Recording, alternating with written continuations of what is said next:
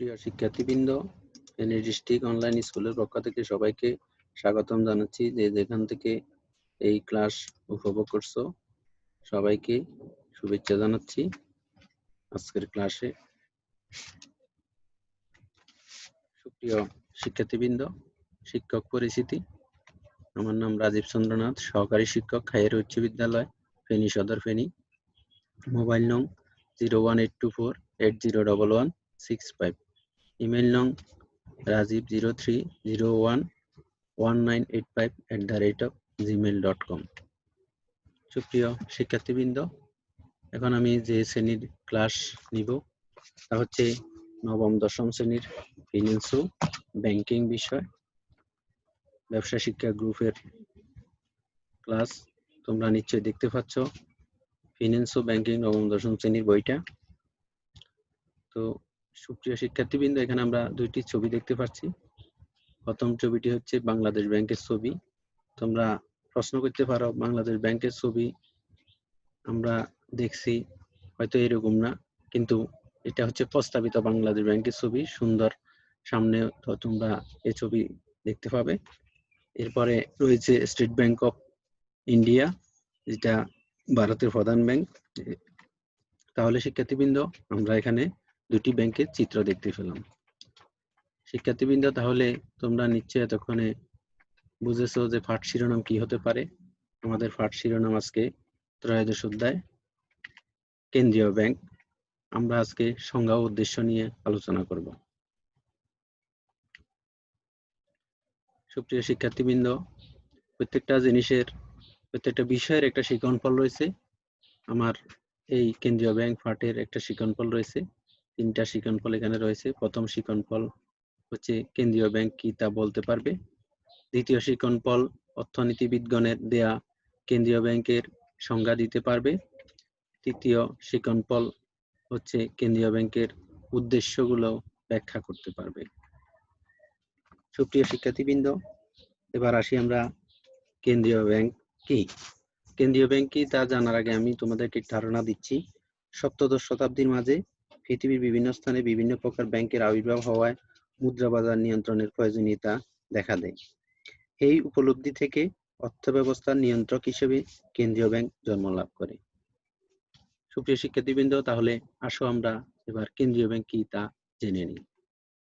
যে ব্যাংক মুদ্রা প্রচলন, অর্থ সরবরাহ এবং ঋণ নিয়ন্ত্রণের দায়িত্ব পালন করে তাকে কেন্দ্রীয় ব্যাংক বলে।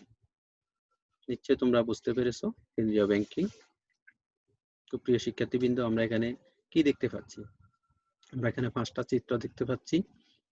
প্রথম চিত্রটা হচ্ছে স্টেট ব্যাংক অফ পাকিস্তান, পাকিস্তানের প্রধান ব্যাংক বা পাকিস্তানের কেন্দ্রীয় ব্যাংক বলবো আমরা।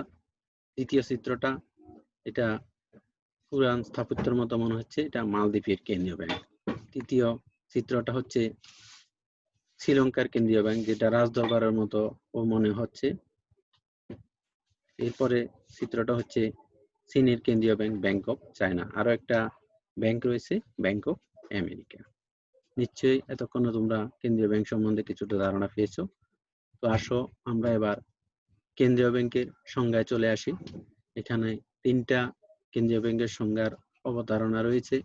তিনজন অর্থনীতিবিদ সংজ্ঞা দিয়েছে। তো আমরা দেখি প্রথম অর্থনীতিবিদ কি সংজ্ঞা দিয়েছেন। অধ্যাপক সেয়ার্সের মতে কেন্দ্রীয় ব্যাংক সরকারের এমন একটি প্রতিষ্ঠান যা সরকারের অধিকাংশ অর্থনৈতিক কার্যাবলী সম্পাদন করে এবং যা উক্ত কার্যাবলী সম্পাদনকালে বিভিন্ন উপায়ে দেশের আর্থিক প্রতিষ্ঠানগুলোর কার্যাবলীর উপর প্রভাব বিস্তার করে সরকারের আর্থিক নীতি বাস্তবায়ন করে থাকে। শিক্ষার্থীবৃন্দ, এরপরের যে অর্থনীতিবিদ অধ্যাপক কিটস ওয়েলকিনের মতে কেন্দ্রীয় ব্যাংকের সংজ্ঞাটা কি আমরা জেনে নিই। কোন দেশের সার্বিক অর্থনৈতিক উন্নয়নের লক্ষ্যে রাষ্ট্রের কর্তৃত্ব থেকে সে দেশের মূল্যস্তর ও অর্থনৈতিক ভারসাম্য রক্ষাকারী ব্যাংকিং প্রতিষ্ঠানটি হলো কেন্দ্রীয় ব্যাংক।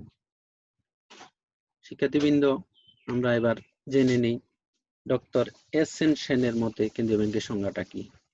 কেন্দ্রীয় ব্যাংক হচ্ছে ব্যাংকিং সমাজের নেতা, রাজা ও সূর্য সবকিছু। নেতার মতো ব্যাংকিং রাজত্ব শাসন করে এবং সূর্যের মতো অর্থ ও মুদ্রা বাজারে জগতে আলো ও শক্তি দেয়। তাহলে আমরা ইতিমধ্যে কেন্দ্রীয় ব্যাংক কি তা জানতে পারলাম এবং কেন্দ্রীয় ব্যাংকের 3টা সংজ্ঞা আমরা জানতে পারলাম। সুপ্রিয় শিক্ষার্থীবৃন্দ, আসো আমাদের আরেকটা শিক্ষণফল যে কেন্দ্রীয় ব্যাংকের উদ্দেশ্য, আমরা সেই শিক্ষণফলের উদ্দেশ্যের দিকে চলে আসি। আমাদের প্রথম কেন্দ্রীয় ব্যাংকের উদ্দেশ্য হচ্ছে বলিষ্ঠ মুদ্রা বাজার গঠন ও নিয়ন্ত্রণ। সুপ্রিয় শিক্ষার্থীবৃন্দ, অর্থনৈতিক উন্নয়ন। তাহলে আমাদের প্রথম কেন্দ্রীয় ব্যাংকের উদ্দেশ্য হচ্ছে বলিষ্ঠ মুদ্রা বাজার গঠন ও নিয়ন্ত্রণ, দ্বিতীয়টা হচ্ছে অর্থনৈতিক উন্নয়ন, তৃতীয়টা হচ্ছে নোট ও মুদ্রা বাজার প্রচলন। কেন্দ্রীয় ব্যাংকের উদ্দেশ্য 4 নম্বরে রয়েছে বৈদেশিক মুদ্রা নিয়ন্ত্রণ। কেন্দ্রীয় ব্যাংকের উদ্দেশ্যের 5 নম্বর যে উদ্দেশ্যটি রয়েছে দেশের মুদ্রামান নিয়ন্ত্রণ। সুপ্রিয় শিক্ষার্থীবৃন্দ, এরপরে কেন্দ্রীয় ব্যাংকের উদ্দেশ্য হিসাবে রয়েছে 6 নম্বরে ব্যাংক সমূহের ব্যাংকার। 7, কেন্দ্রীয় ব্যাংকের উদ্দেশ্য নিকাশঘর হিসাবে কাজ করা। কেন্দ্রীয় ব্যাংকের উদ্দেশ্য নং 8 ঋণ নিয়ন্ত্রণ। এরপরে কেন্দ্রীয় ব্যাংকের উদ্দেশ্য নং 9 সরকারকে পরামর্শ দেয়া। এরপরে কেন্দ্রীয় ব্যাংকের যে উদ্দেশ্য রয়েছে মূল্যস্তর স্থিতিশীল রাখা। যে কোনো মূল্যস্তর স্থিতিশীল রাখা কেন্দ্রীয় ব্যাংকের কিন্তু উদ্দেশ্য। শিক্ষার্থীবৃন্দ, আমাদের কেন্দ্রীয় ব্যাংকের এরপরের উদ্দেশ্য হচ্ছে সরকারের ব্যাংক। কেন্দ্রীয় ব্যাংকের আরেকটি উদ্দেশ্য রয়েছে জনকল্যাণ। কেন্দ্রীয় ব্যাংকের পরবর্তী 13 নম্বর উদ্দেশ্য হচ্ছে সম্পদের সুষম বন্টন। এরপরে কেন্দ্রীয় ব্যাংকের উদ্দেশ্য হচ্ছে মূলধন গঠনের সহায়তা করা। এরপরে কেন্দ্রীয় ব্যাংকের আরেকটি উদ্দেশ্য সুসংগঠিত ব্যাংকিং ব্যবস্থা গড়ে তোলা।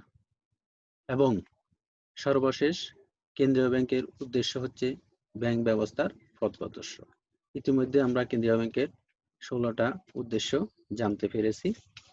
শিক্ষার্থীবৃন্দ, আমরা যে উদ্দেশ্যগুলো এখানে জানতে পেরেছি, আমাদের এই উদ্দেশ্যগুলো ব্যাখ্যা করতে গেলে অনেক সময়ের প্রয়োজন। এখানে গুরুত্বপূর্ণ যে উদ্দেশ্যগুলো রয়েছে আমি এখন সেগুলো নিয়ে আলোচনা করব।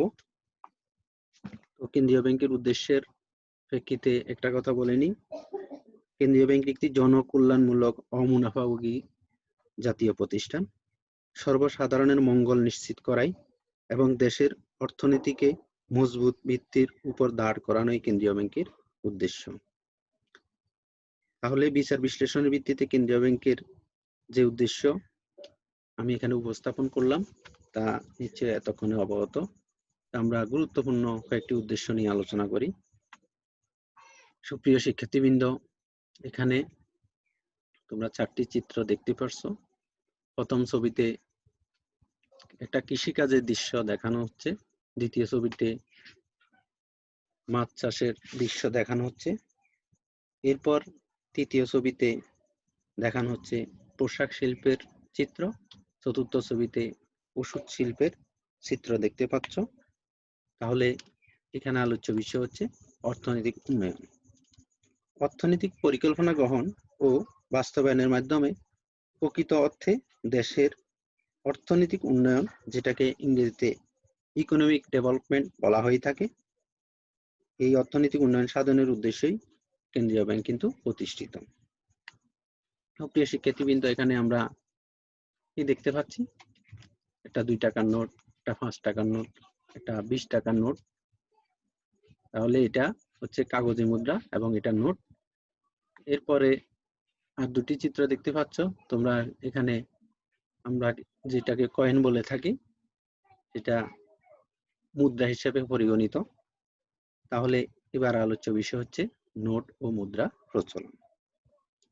বাজারের চাহিদা অনুযায়ী নোট ও মুদ্রা প্রচলন, যেটাকে নোট ইস্যু বলা হয়ে থাকে। নোট ও মুদ্রা প্রচলন ও নিয়ন্ত্রণ কেন্দ্রীয় ব্যাংকের একটি প্রধান উদ্দেশ্য। এরপরে তোমরা দেখতে পাচ্ছ একটা বিদেশি মুদ্রা, আর একটা বিদেশি মুদ্রা, আরো একটা বিদেশি মুদ্রা তোমরা দেখতে পাচ্ছ। এরপরে দেখতে পাচ্ছ একটা সুন্দর অ্যানিমেটেড ছবি। এখন আলোচ্য বিষয় হচ্ছে বৈদেশিক মুদ্রা নিয়ন্ত্রণ। কেন্দ্রীয় ব্যাংক বৈদেশিক মুদ্রার আগমন ও নির্গমন নিয়ন্ত্রণ করে। আমদানি ও রপ্তানিকারক দেশের অর্থনীতির অনুকূলে রাখতে হলে বৈদেশিক মুদ্রার উপর নিয়ন্ত্রণ অপরিহার্য। তাহলে আমরা বৈদেশিক মুদ্রা নিয়ন্ত্রণ সম্বন্ধে জানতে পারলাম। সুপ্রিয় শিক্ষার্থীবৃন্দ, আমরা এখানে প্রথম ছবিতে কাগজে মুদ্রা দেখতে পাচ্ছি, দ্বিতীয় ছবিতে আমরা এটাকে কয়েন বলা হয়ে থাকে মুদ্রা দেখতে পাচ্ছি। তাহলে এখন আলোচ্য বিষয় হচ্ছে দেশের মুদ্রা মান নিয়ন্ত্রণ। এগুলো আমাদের দেশের মুদ্রাই। কেন্দ্রীয় ব্যাংক বৈদেশিক বিনিময় নিয়ন্ত্রণ করে দেশীয় মুদ্রার মান অক্ষুণ্ণ রাখতে চেষ্টা করে। শিক্ষার্থীবৃন্দ, আমরা আমাদের পরবর্তী দুইটা চিত্র দেখতে পাচ্ছি। প্রথম ছবিটা হচ্ছে সোনালী ব্যাংকের ছবি, সোনালী ব্যাংক লিমিটেড, যেটা তোমরা মতিঝিলে ঢাকায় গেলে দেখতে পাবে এই সোনালী ব্যাংকের চিত্র। এরপরে নিচের চিত্রটি দেখা যাচ্ছে সাউথ ইস্ট ব্যাংক লিমিটেড।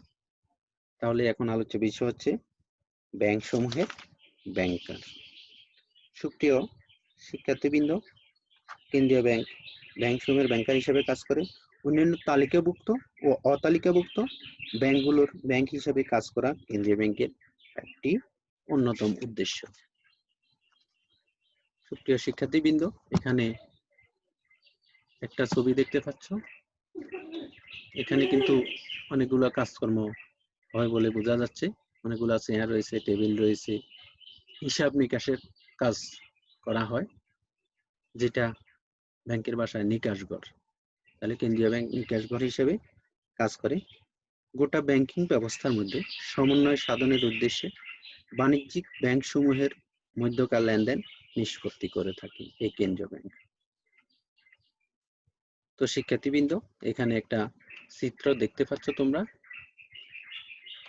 তাহলে খেয়াল করো, এই চিত্রের সাথে সম্পর্কিত কিছু তোমরা আগে দেখেছো কিনা? হ্যাঁ, নিশ্চয়ই বুঝতে পেরেছো। এখানে শাপলা চত্বর দেখা যাচ্ছে, এটা মতিঝিলের চিত্র। এটা হচ্ছে কেন্দ্রীয় ব্যাংকের চিত্র, যেটাকে বাংলাদেশ ব্যাংক নামে অভিহিত করা হয়। বাংলাদেশের প্রধান ব্যাংক হচ্ছে কেন্দ্রীয় ব্যাংক, এই বাংলাদেশ ব্যাংক। আসলে আমাদের এই ব্যাংকটা হচ্ছে সরকারের ব্যাংক। আসলে সরকার একটি দেশের মূল চালিকা শক্তি। সরকারের অর্থ সংরক্ষণ এবং সরকারের যাবতীয় লেনদেন সম্পাদন কেন্দ্রীয় ব্যাংকের একটি গুরুত্বপূর্ণ উদ্দেশ্য। তো সুপ্রিয় শিক্ষার্থীবৃন্দ, আমরা আরো দুইটি ছবি এখানে দেখতে পাচ্ছি। সুন্দর দুটি ছবি। একটা বড় একটা মাছ নিয়ে একটা ছেলে দাঁড়িয়ে আছে। এই মাছটা কিন্তু আমাদের দেশের সম্পদ। আর একটা চিত্রে আমরা দেখতে পাচ্ছি যে গবাদি পশু পালনের চিত্র। এটাও কিন্তু আমাদের সম্পদ। তাহলে এখন আলোচ্য বিষয় হচ্ছে সম্পদের সুষম বন্টন। বিভিন্ন প্রকল্প প্রণয়ন ও বাস্তবায়নের মাধ্যমে দেশের সম্পদের সুষম বন্টন, যেটা ইংরেজিতে বলা হয় ইকুইটেবল ডিস্ট্রিবিউশন অফ ওয়েলথ, নিশ্চিত করা কেন্দ্রীয় ব্যাংকের একটি উদ্দেশ্য। তাহলে আমাদের সম্পদের সুষম বন্টন কি কেন্দ্রীয় ব্যাংকের উদ্দেশ্য হিসেবে তোমরা এতক্ষণে বুঝতে পেরেছো। শিক্ষার্থীবৃন্দ, আমরা এখানে আরেকটি ছবি দেখতে পাচ্ছি। এখানে যে মুদ্রার সমারোহ মনে হচ্ছে, যে আসলে এই যে সমারোহটা, এটা মুদ্রা বাজার হিসেবে পরিগণিত হয়। আসলে আমাদের আলোচ্য বিষয় হচ্ছে মূলধন গঠনের সহায়তা করা। কেন্দ্রীয় ব্যাংক বাণিজ্যিক ব্যাংক সমূহকে ঋণ প্রদান করে তাদের গ্রাহকদের ঋণ প্রদানের ক্ষমতা বৃদ্ধি করে থাকে। খেয়াল করো, আমি কি বলেছি? কেন্দ্রীয় ব্যাংক বাণিজ্যিক ব্যাংক সমূহকে ঋণ প্রদান করে তাদের গ্রাহকদের ঋণ প্রদানের ক্ষমতা বৃদ্ধি করে থাকে। সুপ্রিয় শিক্ষার্থীবৃন্দ, এতক্ষণ আমরা জানলাম কেন্দ্রীয় ব্যাংকের 16টা উদ্দেশ্য এবং গুরুত্বপূর্ণ উদ্দেশ্যগুলোর ব্যাখ্যা। এসো আমরা দল গঠন করি। তোমাদের ক্লাস হলে নিশ্চয়ই দল গঠন করতে, এই দল গঠনের কার্যক্রমটাই তাই আমরা দেখিয়েছি। এই দল গঠনটা তোমরা বর্তমানে ভার্চুয়াল ভাবে ইমো মেসেঞ্জারে তোমরা করতে পারো। কাজগুলো করে তোমরা যে প্রশ্নগুলো সমাধান করতে পারো। তো দলীয় কাজ, আমি একটা দলীয় কাজ দিচ্ছি। কেন কেন্দ্রীয় ব্যাংকে অন্যান্য ব্যাংকের মুরব্বি বলা হয়? আমি আবারও বলছি, কেন কেন্দ্রীয় ব্যাংকে অন্যান্য ব্যাংকের মুরব্বি বলা হয়? এটা হচ্ছে তোমাদের দলীয় কাজ। তো শিক্ষার্থীবৃন্দ, নিশ্চয় এতক্ষণে কেন্দ্রীয় ব্যাংক কি, কেন্দ্রীয় ব্যাংকের 3টি অর্থনীতিবিদদের সংজ্ঞা এবং কেন্দ্রীয় ব্যাংক কার্যাবলী তোমরা জানতে পারবে। এরপরে কেন্দ্রীয় ব্যাংকের উদ্দেশ্যটা নিচে বুঝতে পেরেছো। তো আমরা মূল্যায়নে চলে যাই। আমাদের প্রথম কেন্দ্রীয় ব্যাংক কি, এটা হচ্ছে মূল্যায়ন। নিশ্চয় তোমরা এতক্ষণে বুঝতে পেরেছো কেন্দ্রীয় ব্যাংকটা কি। এরপরে একটা সংজ্ঞা বলার জন্য বলছি। 3জন অর্থনীতিবিদ সংজ্ঞা এখানে দিয়েছিলেন। তার মধ্যে প্রথমটা ছিল সিয়ার্সের মত, দ্বিতীয়টা ছিল অধ্যাপক কিসু অ্যালকিনের মত, তৃতীয়টা ছিল ডক্টর এস এন সেনের কেন্দ্রীয় ব্যাংকের সংজ্ঞা। তাহলে এখানে আমি জানতে চাইছি ডক্টর এস এন সেনের কেন্দ্রীয় ব্যাংকের সংজ্ঞাটি বলো। শিক্ষার্থীবৃন্দ, নিশ্চয়ই এতক্ষণে তোমরা বুঝতে পেরেছো কেন্দ্রীয় ব্যাংকে ডক্টর এস এন সেনের সংজ্ঞাটি কি হবে। তো আমরা কেন্দ্রীয় ব্যাংকের উদ্দেশ্যের দিকে চলে যাই। তৃতীয় মূল্যায়নে কেন্দ্রীয় ব্যাংকের 3টি উদ্দেশ্য বলো। এই যে 16টা উদ্দেশ্য আমি তোমাদেরকে এখানে বললাম, অবতারণা করলাম, ব্যাখ্যা করলাম। তার মধ্যে 3টি উদ্দেশ্য নিচে কঠিন কিছু না, তোমরা এটা আশা করি পারবে। শিক্ষার্থীবৃন্দ, এতক্ষণ যে উপস্থাপন করলাম তার ভিত্তিতে আমাদের একটা বাড়ির কাজ দেওয়া অবশ্যই দরকার। তোমাদের যখন ক্লাস পুরোদমে শুরু হবে, তোমরা এই বাড়ির কাজটা করে শ্রেণী শিক্ষককে, তোমাদের বিষয়ভিত্তিক শিক্ষককে এটা প্রদর্শন করবে। তার উপর তোমাদের মাসিক পরীক্ষার নাম্বার থাকবে। আমাদের বাড়ির কাজটা হচ্ছে কেন্দ্রীয় ব্যাংক কোনটি স্থিতিশীল রাখে ব্যাখ্যা করো। আমি আবারও বলছি, বাড়ির কাজ হচ্ছে কেন্দ্রীয় ব্যাংক কোনটি স্থিতিশীল রাখে তা ব্যাখ্যা করো। তো সুপ্রিয় শিক্ষার্থীবৃন্দ, আজকের এই অনলাইন ক্লাসে তোমাদেরকে ধন্যবাদ জানাচ্ছি। সবাই ভালো থেকো, সুস্থ থাকো। এই অনলাইন ক্লাসে সবাইকে ভালো থাকো, সুস্থ থাকো এই কামনা করে আমার আজকের এই অনলাইন ক্লাস এখানে শেষ